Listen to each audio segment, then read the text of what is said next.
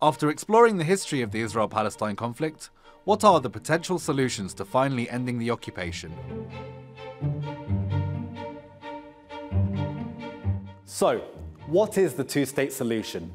Basically, it's a continuation of the United Nations' first resolution to the conflict. For decades, though, this solution has failed to provide the settlement Palestinians were promised. The plan, that has been enshrined in international law by multiple UN resolutions, uses the 1949 armistice lines as the basis of the borders of a new Palestinian state. The plan also sets East Jerusalem aside as the future capital of the Palestinian state and makes provisions for the right of return for all refugees who fled Palestine during the Nakba. Although this plan has been mooted for decades, it has consistently failed to materialize. One Israeli vision of a one-state future calls for the full annexation of the West Bank and the establishment of Bantustan states for the Palestinian citizens remaining under Israel's control. The two-state solution is dead. Okay. So what is left? Solution. What we left is one-state solution with the Arabs here as not as full citizenship, because full citizenship can lead them to vote to the Knesset. Far-right Israeli politician Naftali Bennett declared that after Donald Trump's election victory, the era of the future Palestinian state was over. Bennett's model would deny Palestinians the right to vote for their own political leaders and subject them to full political and military control by Israel. If this model sounds familiar to you, it's because it is. It existed in South Africa and it was called apartheid. It is considered a crime against humanity under international law. The word apartheid is, of course, a contentious issue in Israel. Currently, Palestinian citizens with Israeli citizenship are allowed to vote for their own representatives in the Knesset.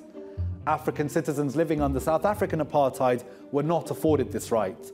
However, Israel maintains military control over the West Bank and the Gaza Strip, and the Israeli government continues to expand settlements in the occupied Palestinian territories. This allows Israeli citizens to live on occupied land, therefore making the Palestinians still living there second-class citizens within their own land.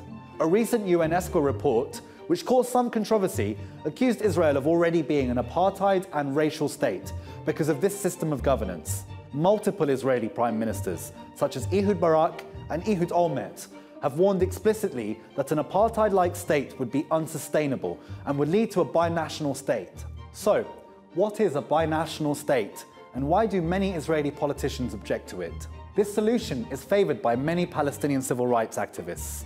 The solution would create a binational state, or a state in which every citizen in the land of historic Palestine is given equal rights under law and the right to vote. In other words, a one-man, one-vote system. Why does the idea of a full democracy with equal rights for both people terrify the Israeli government so much?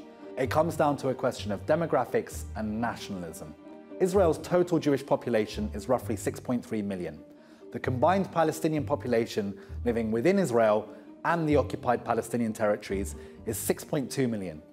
Therefore, if Palestinians were granted the right to vote, Israel's Jewish population would make up only 50%. This would go against those who maintain Israel's right to remain a Jewish state, even if that equates to abandoning democracy and legally enforcing demographic changes.